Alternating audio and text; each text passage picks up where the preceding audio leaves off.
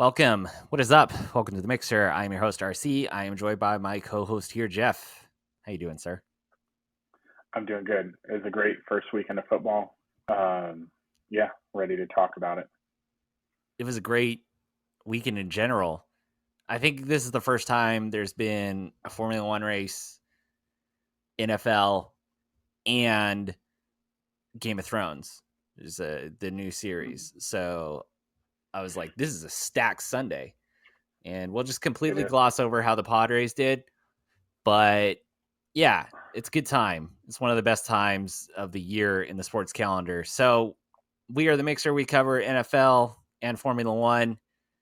You can find us on YouTube. It's the Mixer channel. All socials at FCY Mixer and our website, fcymixer.com. Sometimes I write some stuff up, so check us out there. You'll find a link to everything. Rate and review and subscribe. Click the bell, all that good stuff. Shameless self-promotion done. Let's talk about what happened in Monza. Leclerc got pole, Max won. Does that sound familiar? It's pretty routine at this point. Like we know what's going to happen. So Yeah, there wouldn't be. I mean, it wouldn't be an F1 weekend without some controversy or Ferrari fuck ups, and we had kind of both. So there was a VSC around, I think it was lap 11 and lap 12. Ferrari opted to pit Leclerc from the lead. He had like a 2-second lead over Max at the time.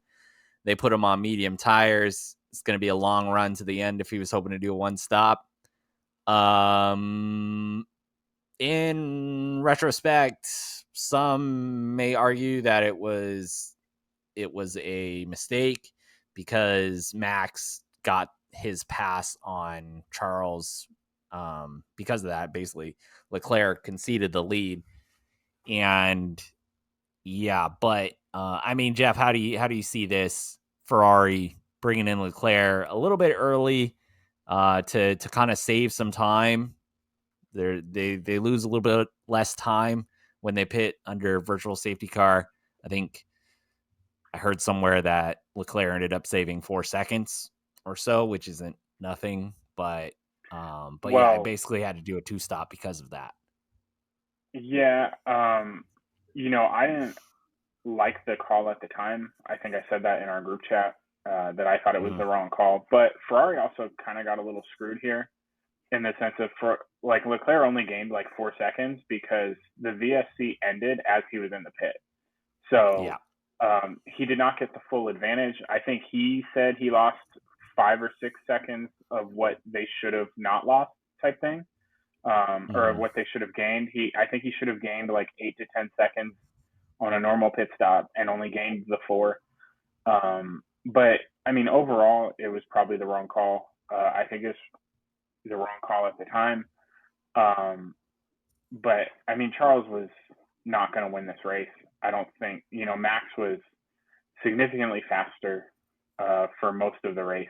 Max took his softs that he started on, I believe, to lap like 30, and Charles only took them to whenever that first VSC was.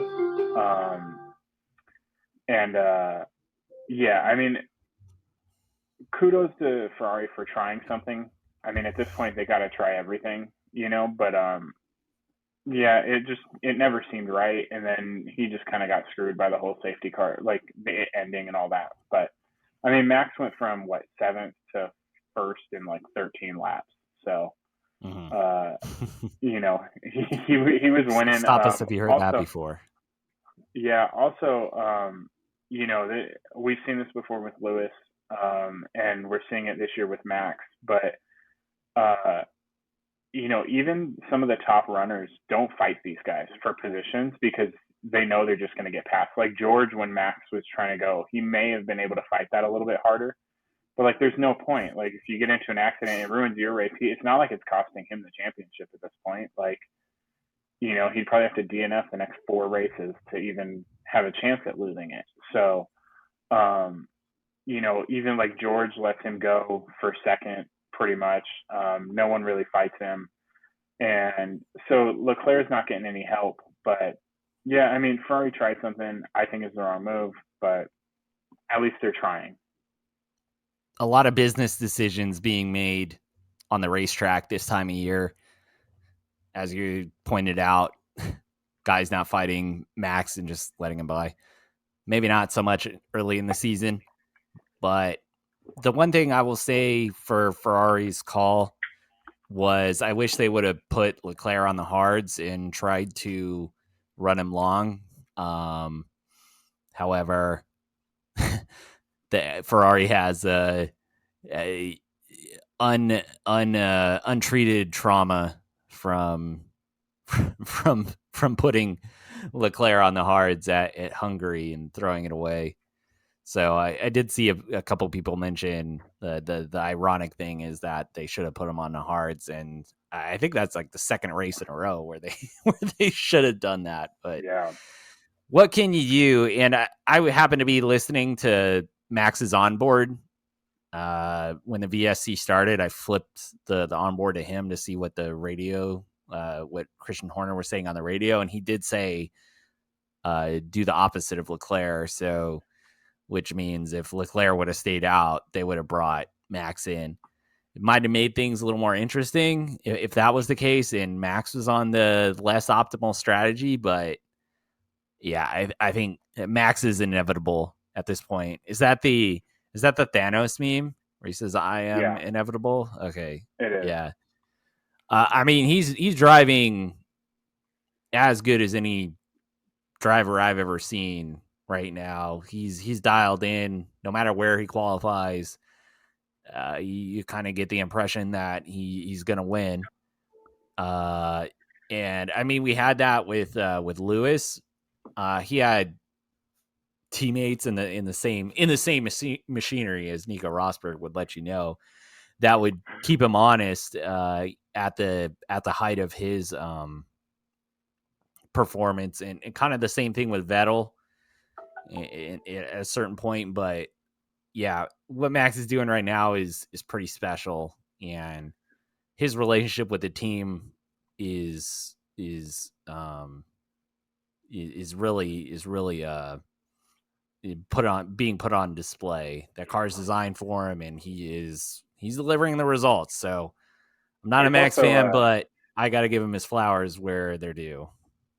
yeah, it's also really nice as a driver when your teammate is getting kind of completely different cars than you, and they can try things out. And if it benefits them, great, you can take it next. And if it doesn't, cool, well, it's going to hinder them, and I don't have to deal with it, right? And that's kind of where Max and Perez are at this point. I believe they're running different floors from things I've read. When they go into practice, they're doing completely different things a lot of times. I kind of wish Perez was challenging a little bit more for the championship. But if you're Red Mm. Bull, this is kind of the perfect setup, right? Perez is good enough to finish top six or better every time, Mm. regardless of what you give him, pretty much. And you can still experiment with his car. And even when he's on his best day, he's probably still not challenging Max at most tracks. So it's kind of like it's like the best of both worlds for them. And yeah, like as you said, Max is driving as good as anybody ever right now. He's so consistent and just isn't making any mistakes. Um, that yeah, it really is fun to watch, even if you don't like the guy. Yeah, I mean, I wish there was some more competitive races, but there'll be time for that if Ferrari or Mercedes ever get their ish together before next season. And it's really good that you point out how Red Bull is using Perez. We saw at the start of the season where they were kind of on equal footing. Perez was contending, he was out qualifying Max in a few spots. I think Max is the better driver regardless.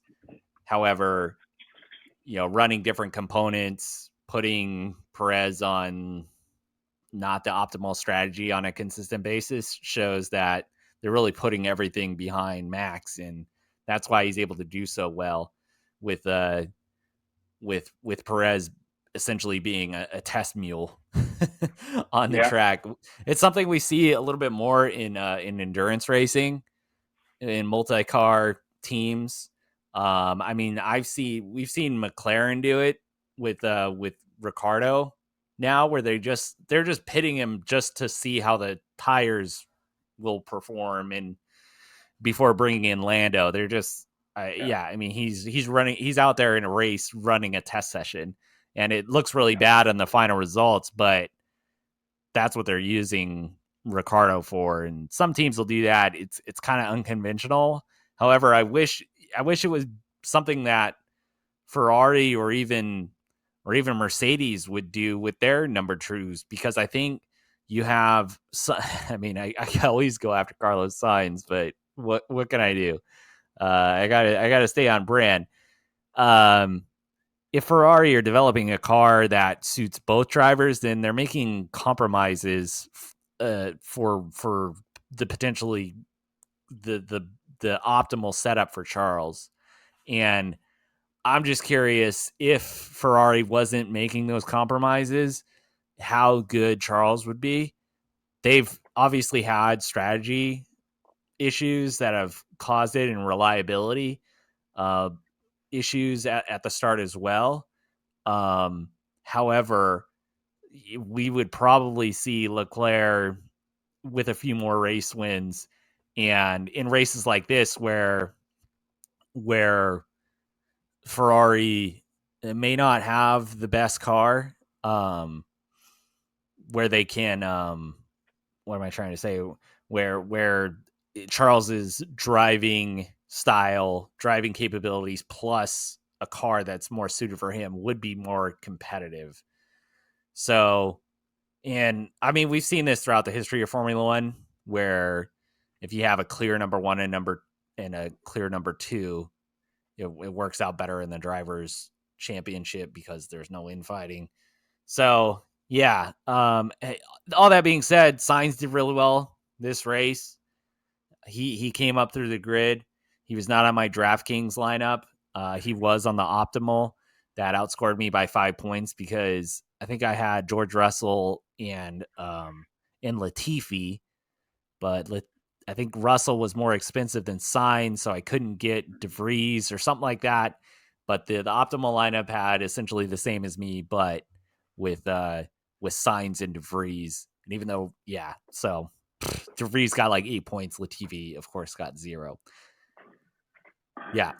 That transitions kind of nicely into what I wanted to talk about next. Was DeVries stepped in. I mean, I've been joking about how cringe it is that he's just like hanging on Toto Wolff's shoulder like a well dressed parrot for the last few Grand Prix, and then Albon needs emergency surgery because he has appendicitis, and they're like, well, DeVries is here, like, bro, like, you got your helmet, you got your fire suit, let's go, let's ride.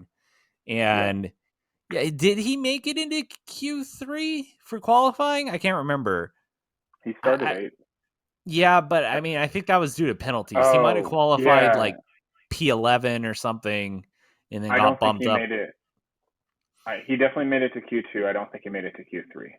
Either way, super impressive for a 27-year-old rookie. I think he's 3 years younger than Joe Burrow, but uh, yeah, and then he was able to translate that into finishing ninth in the race. Helped out a little by the safety car at the end that we will get to. I mean, if you're Latifi, I mean, you just gotta walk away, right? That's embarrassing, man. To get a replacement level guy off the street, score points in his first race and out qualify you, and yeah, I mean, how down bad is Latifi? What would you do if you were Latifi? Well, I don't think I'd still be there. First off, I probably would have left.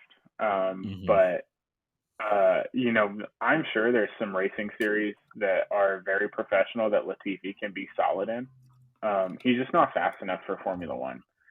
I think he's realizing it.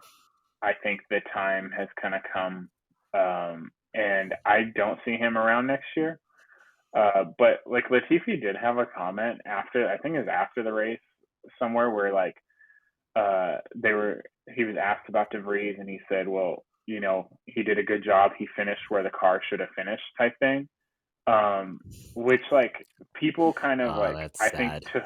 to yeah, I mean I think people took it as like him putting DeVries down in a way, but like I don't know if it was really that. I mean like would Albon have finished any better?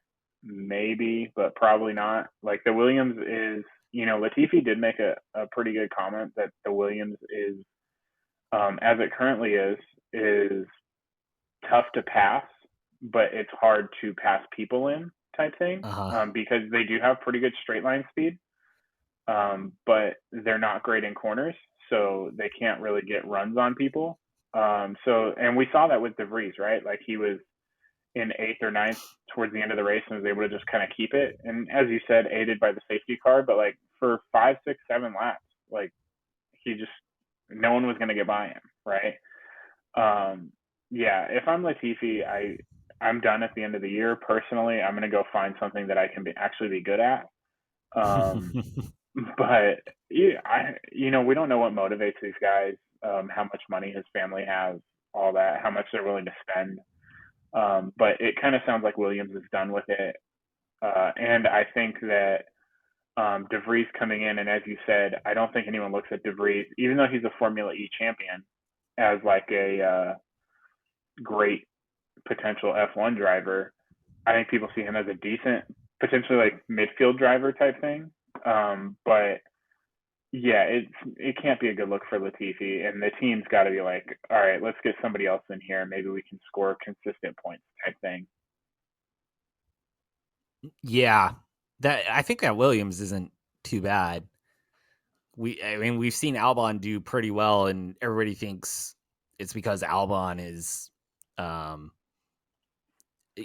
under what's under in a team that's not reflective of his talents. However, I think that just might be compared to Latifi. Latifi's been with the team for a while. We saw George Russell doing really well. He did really well on Saturdays with him. It took him a while to score a point. Did he ever score a point with Williams? I think he did, right? Like He one or finished on a one. podium in a Williams Okay, at at okay. Spa last year. Oh, yeah. Okay, yeah, that's right. Who Um, can forget? Who can yeah, he forget? did he did score a point before that, I believe, as well. Yeah. So Okay. Little quirky race that Spa one, but credit where it's due. Um. So the race was. I mean, it wasn't super exciting. I thought it was pretty exciting at the start, seeing signs come through the field, seeing Max come through the field, and Lewis eventually. There were some good battles. It was Ricardo had the train behind him, so that was fun to see. Uh, Towards the end of it, I mean, it was settling in. It didn't look like there was going to be any major battles for position. Signs looked like he might have had a shot to get George Russell for the final podium spot, which would have been really good, a great consolation for Ferrari to get a double podium at Monza. We entered that window, that failure window. I even kind of pinged it in our chat that this is the critical time where we'll probably get a failure from somebody. So be on the lookout. My money was on. Did I say Lando? I can't remember who I said. I think I said I forget. Lando. No, God damn it! Because if I said Lando, I got the right team but the wrong driver. I think I might have said Bottas went out early, so I can't remember who it was. I think I said Sonoda. No, no, we'll get there. I'll get there at Ocon. It was the Alpine. I think I said Ocon. Nailed it. Nailed it. My fifth guess.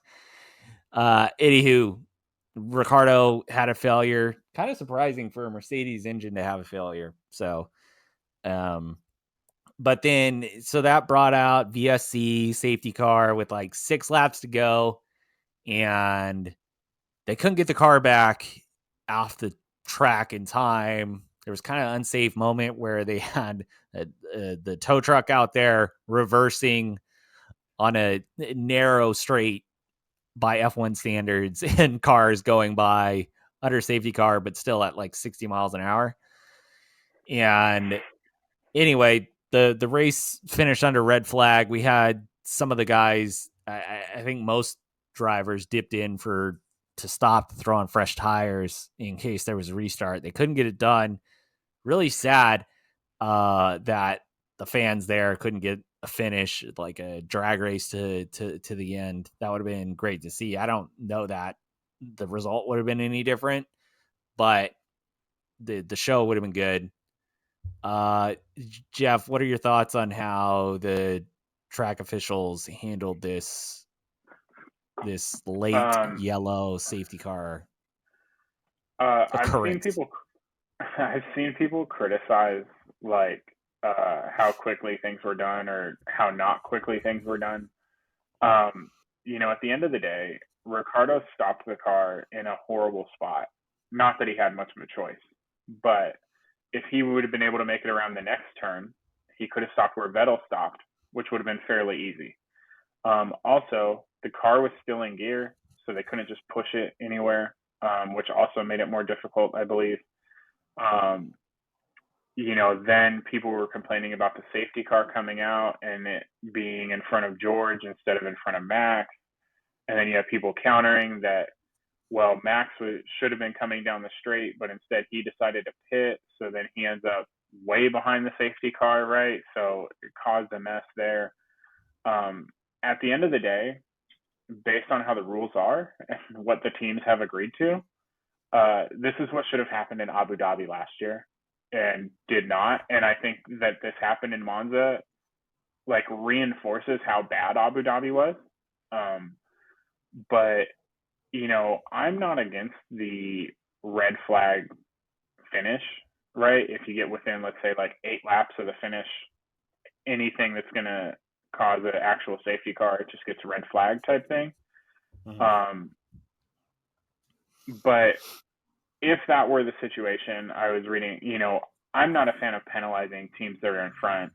Max was in front by 15 seconds or whatever. If you red flag it and then do a normal start, then Max is completely hurt by that, right? Now, he's likely still going to win the race because he's in a better car, blah, blah, blah, blah.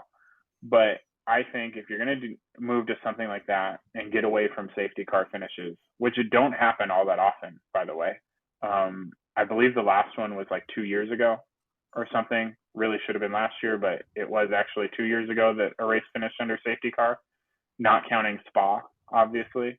Um, but I think if you do go to like red flag it, then you do a rolling start so that the leader can kind of pick and choose when he goes and keep a little bit of an advantage.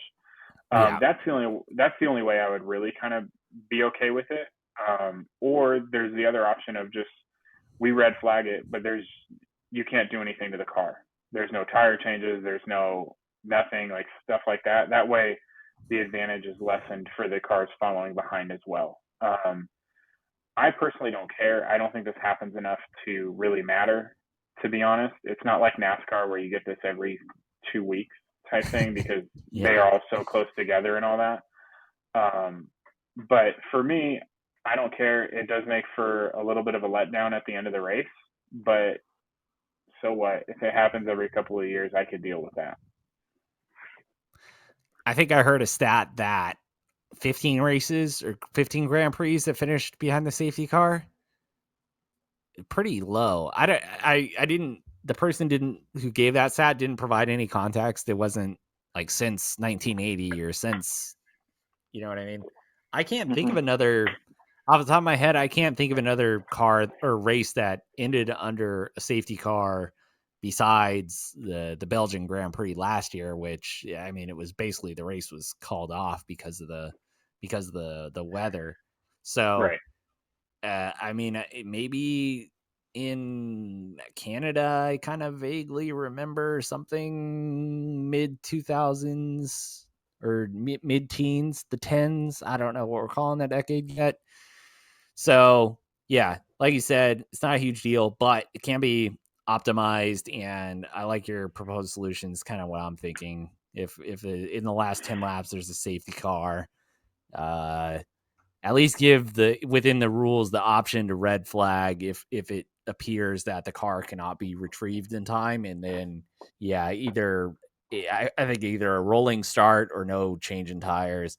I mean, I think they would have to do if they're not going to change tires or be able to change tires, it would have to be a rolling restart because then you'll have there's just going to be a huge disparity and Yeah. cars starting not on fresh tires on the grid would be really interesting, but it has a potential to be pretty dangerous.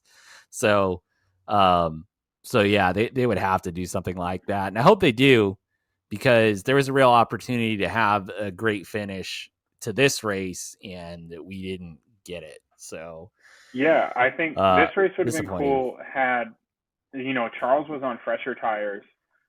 If they red flag it, no tire change, but rolling restart, Max is going to get the better start, but Charles may have caught him at that point, right? Because Charles was catching him. I think it was like half a second a lap, which wasn't nearly what he needed to catch him on the normal race. But had they restarted it, maybe he has a chance there. But yeah, that's the only way I'm really okay with doing that is if you just don't change the car, race stops where it's at, and then rolling restart and go from there. Mm-hmm. I agree. Um, the other thing I wanted to talk about before we pivot to NFL is Colton Herta possibly going to McLaren. There's an issue with his super license points, so that's still up in the air. Freaking Clown Bonato went on record saying that the FIA shouldn't do anything to make an exception or change the rules to grant Colton Herta a super license. So yeah, I just wanted to bring it up to say Bonato, you can't strip me of what little hope I have left to encounter good news this season because I mean the disaster that you've at least been culpable with in Ferrari and this like denying an American from racing for McLaren next season is unforgivable, sir. Jamie Chadwick, who's I think the champ in the women's series, I heard that she has enough points. She has enough points on her super license. I don't think she's ever driven a Formula One car or a car capable of doing Formula One speeds. I think the like highest equivalent she has is like Formula Four or Formula Three experience. And Herta did great Indy Lights, and he's won races for IndyCar um, every season. He almost won like his second race ever. So yeah, at the very least, the super license thing needs to be recalibrated. And yeah, I mean, my only hope for happiness is Colton Herta getting a seat on the grid. I think for next season.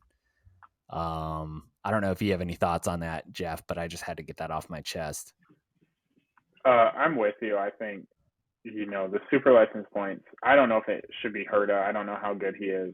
I've heard he's fast, but he seems a little erratic from things I've looked up. But uh, they need to make IndyCar at least on the level of Formula Two. Like you're telling me that, like I think if you took like where would Romain Grosjean finish if he went to F2, for example, and got put on Yeah, a decent team there? well, I mean, it's funny you say that because I think he won like two championships in Formula Two after Right. So, getting demoted from Formula One. this is what I'm saying. It's like you could probably take the average Formula One driver, drop them into F2, and they're likely contending for the title immediately. You take them and Mm-hmm. throw them into IndyCar. Now, IndyCars are different, right? There's no power steering. There's a few differences with the racing style and stuff like that. But, Mm-hmm. some of these guys are finishing, Grosjean's, I think, around the top 10. Um, some Yeah, he's former won a F1 few guys, races. yeah, some former F1 guys are in the top 15, top 20, but like they're not at the top of IndyCar. So that tells me No. that IndyCar should be worth at least what F2 is, if not more, in terms of super license. I get that it's a little bit different, But like there should be no issue with IndyCar guys getting super license points to drive in F1. Yeah, I agree with you. I think the issue is it's a competing series. Formula One will never say it because they think IndyCar is vastly inferior to Formula One, and I mean it in its own sense is because IndyCar's spec racing basically it's all the same equipment. There's two engine suppliers. I believe that's the only difference. They're all the same chassis, Delara chassis, and you can change the wing angle and all that, but there isn't much it isn't much, if anything, I believe that you can do within the rules to change the aero packages in that. Um, but I mean, in that regard, it should be even more competitive, and drivers who consistently do well should, be regarded as talented because they're able to. It's basically like there being two teams in the Formula One grid. Like if there were only Right. two car options, you'd be able to measure them more evenly. So yeah, I'm totally with you there. God, I just hope it gets worked out. Um, at first I was optimistic, but now I don't know. I would like to think with the American money in Formula One now and the American interest that they figure out a way to get it done. However, if there's dissent among the top teams, Ferrari being one of them, we've seen like a single holdout be able to block certain things like this before. So stay tuned, I suppose. If I had to guess, I would probably say it's not going to work out, and I'll be sad. Let's pivot to the NFL. Week 1 action. There weren't very many good games. We had the game last night with the Broncos and Seahawks. That was entertaining beginning to end. However, I saw something like for like the majority of the games, like 70% of the of the game was played with where one side had at least an 80% win probability. So and I think in one of the games, like the Bills Rams, which was a blowout, was like third or fourth best in game script by win probability. Like the Bills only had a 80% or higher win probability for like half the game. So yeah, man. But I mean, I still enjoyed it. The witching hour during the the first slate of games, the morning games. We had a tie between the Colts and the Texans, and then we nearly had a tie between the Bengals and the Steelers. There were a lot of missed field goals, so that was exciting in that. Jeff, what did you think of Week 1? Any big headlines you wanna touch on? How's it feel to be 1-0 with as a lifelong Ravens fan beating the powerhouse Jets in New York or Um, in New Jersey? so it felt good. Lamar had a pretty solid game. After turning down a contract. Um, his contract issue, I kind of understand where he's coming from. The Ravens see him and want to give him like Kyler and Russell Wilson money.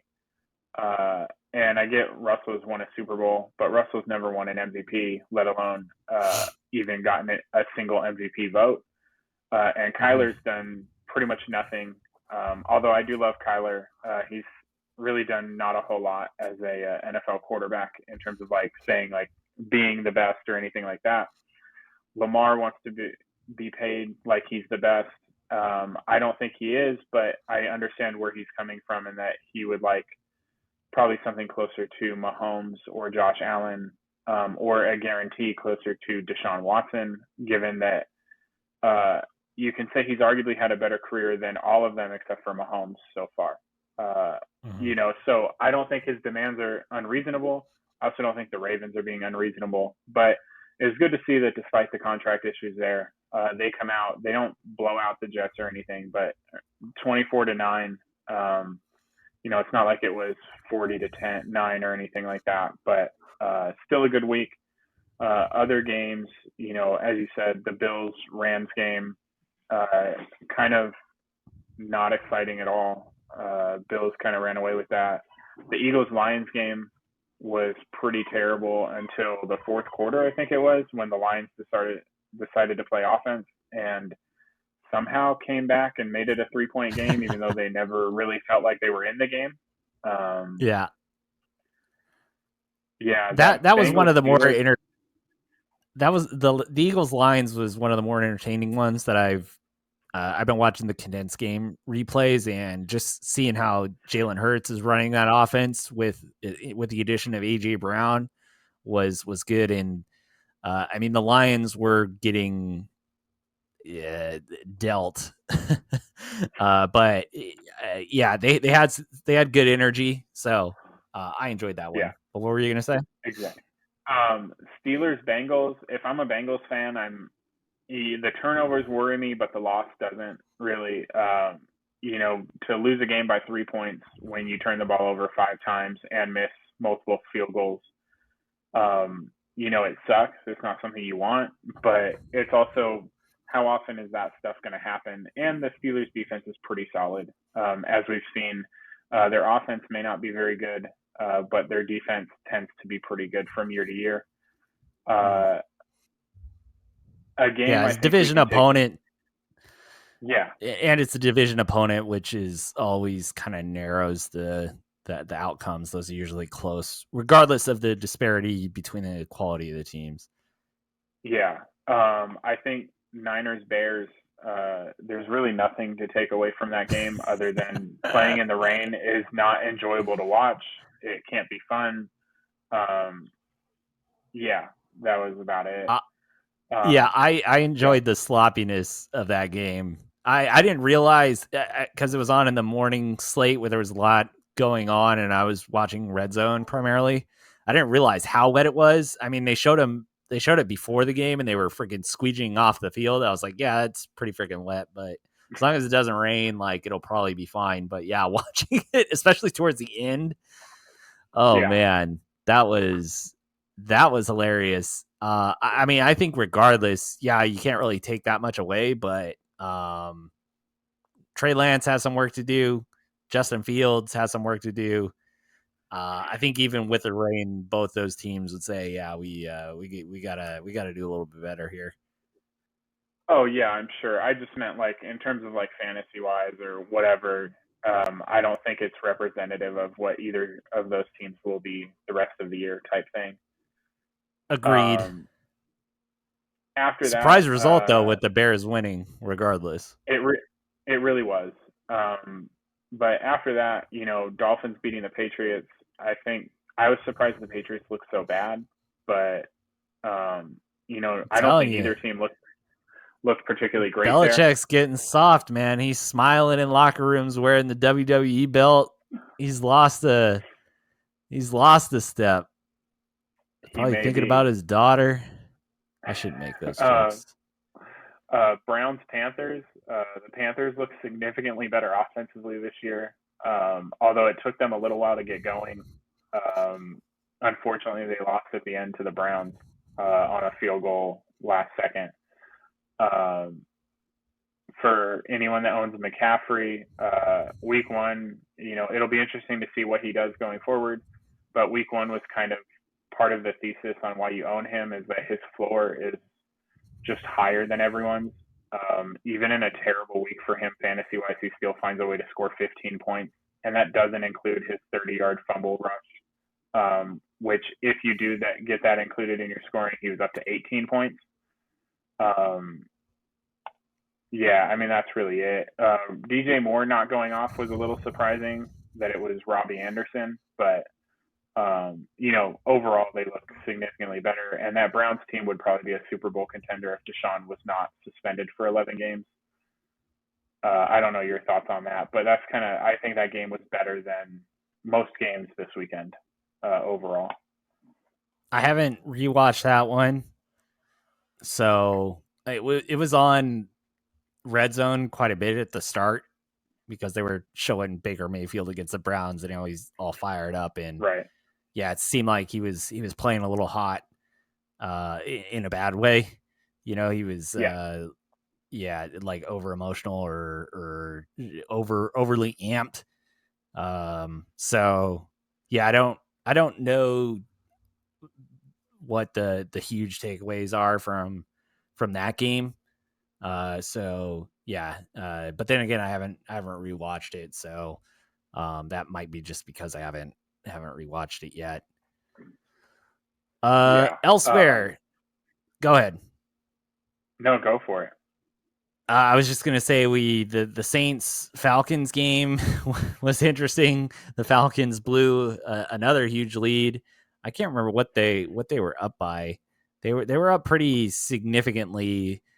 The Saints were able to score 17 points in the fourth quarter. Michael Thomas got 2 touchdowns, so good to see Slant Boy back. But yeah, I mean, nobody expected the Falcons to really be in that game. I've heard a lot of people picking the Saints to win the division over the Bucks and be a real Super Bowl contender. So seeing them down to the Falcons that have Marcus Mariota as a quarterback was interesting. But yeah, again, division game, maybe that narrowed it. Um, but yeah, that's my takeaways on that one. I will say we don't have to go over every game, I don't think, but a Right. little disappointing by the AFC West this week. I think they had a pretty poor showing overall. Um, the only team that looked like I think what we thought they would look like was the Chiefs. Um, Mm-hmm. putting up 44 on the Cardinals, but that Raiders Charger game was. I thought the Chargers came out and looked really good right away, and then neither team looked great, in my opinion. I don't know how you feel about that, but then the Broncos also looked like trash last night. Um, how do you settle for a 64-yard field goal to try to win the game when you just paid your quarterback $150 million guaranteed? Yeah, yeah, yeah. I think I want to talk about that one last, but yeah, that was really bad. Talking about the Chargers in the AFC West in general, the Chargers did look good. They were moving the ball. Once Keenan Allen got hurt, they kind of lost the flow. The way the play calling seemed a little bit unnatural. Herbert made some amazing throws, and like he usually does, he's moving really well in the pocket. But without Keenan Allen there, they kind of struggled to have direction, and I think they're trying to figure out the running back mix because they're trying not to overuse Eckler, but there's nobody really behind him that they can rely on. They were using Joshua Kelly, they were using Sony Michelle, and they did okay, but I don't know. Usually we see some more design plays for Eckler where he picks up like these chunk like 30 yards on screenplays, and we didn't really we didn't really get that. So, Yeah, however, they're playing the Raiders again as division game. Um, they lost to them. The Raiders ended their season in the last game of the regular season last year. So I think they were maybe a little more conservative than they would have been. They kind of dialed up some deep plays. Herbert, I don't know, since I watched the team so much, I can kind of like recognize the plays when they're designed to take a shot and it just wasn't there. Mike Williams didn't really do much. I don't know if that was because he had a big game in that last game last year and they were just blanketing him.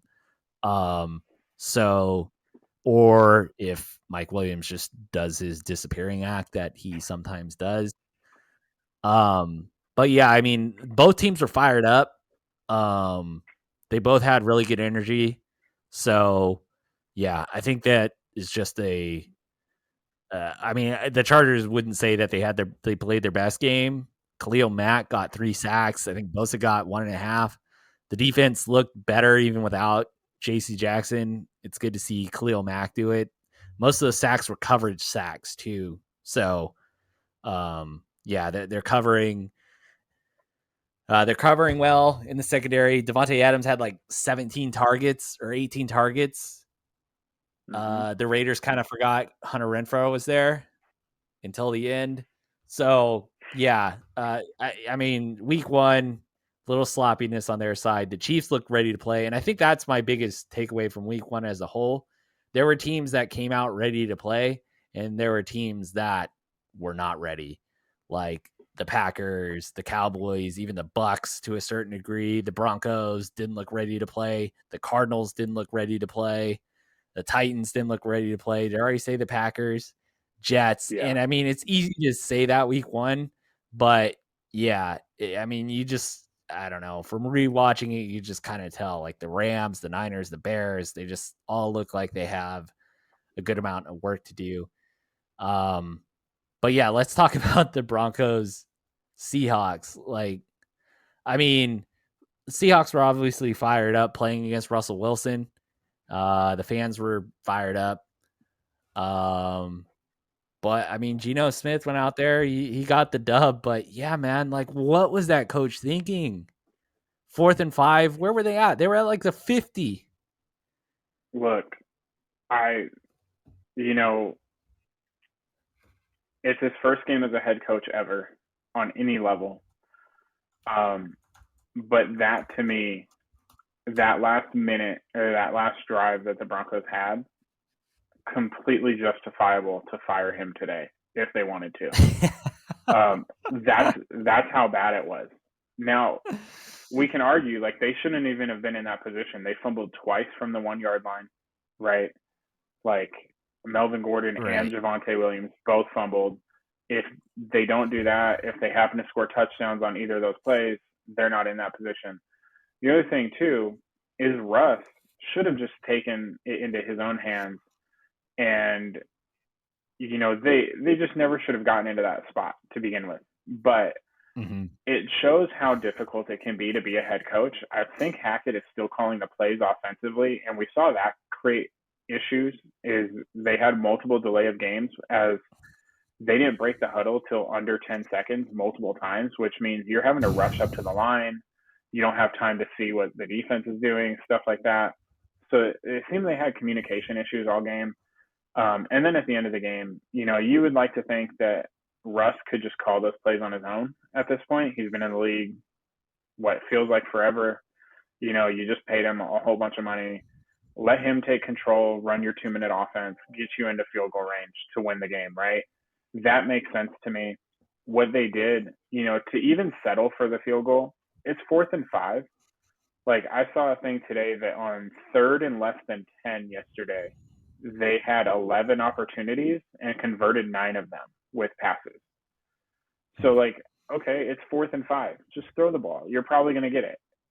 If you don't, well, you're losing. Do you really want to put your hopes on a potentially record-breaking field goal? Right? I don't think it's the record anymore. But like, Yeah, 64 on the yards is road. not right. It's not a chip shot. Like you're not in Mile High where you get the aid of like less wind resistance or whatever. But like, Yeah, you and you're know, not even indoors. right? Like why even do that? And then the worst part of the whole thing is you miss it and you lose the game because there's 20 seconds left or whatever, and you just don't have 3 timeouts to stop the clock enough.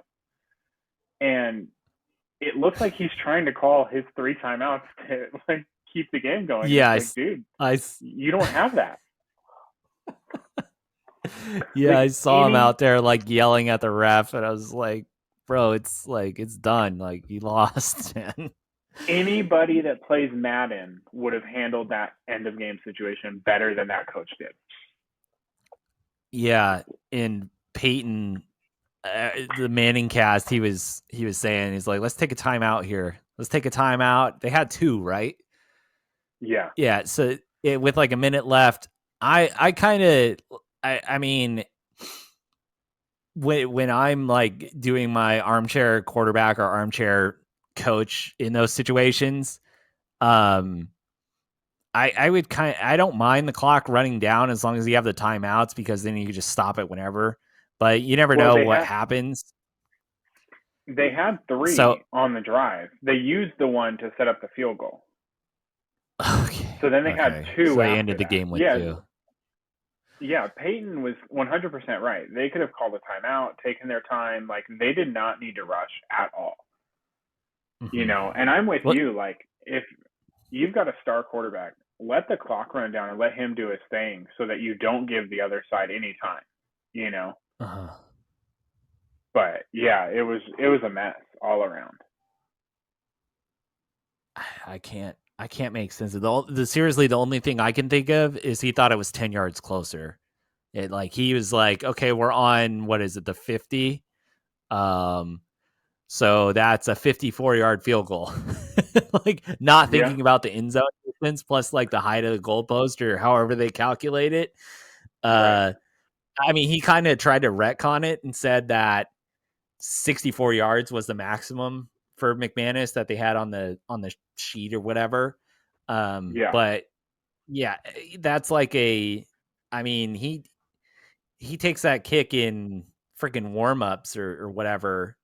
That's probably like a 25%, 50% at most with nobody else on the field with that kind of yeah. leg. With yeah, I mean, anything beyond 50 yards seems like it's 50-50 even with the best kickers. But past Mhm. 60 yards,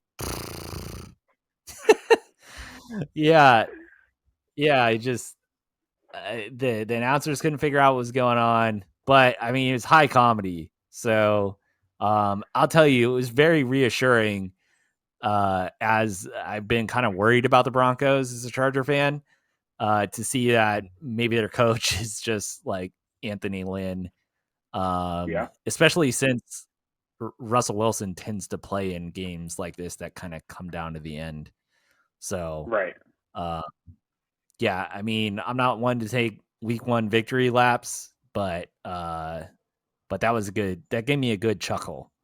That the finish of that game. Look, if I were a general manager or an owner of any of teams right now, I would go to my head coach and I would say, "You're hiring a timeout coordinator. You have no choice in this. Head coaches should not be responsible for timeouts. Like, they have to be the ones that call it or whatever, but like, they shouldn't be responsible for making that decision.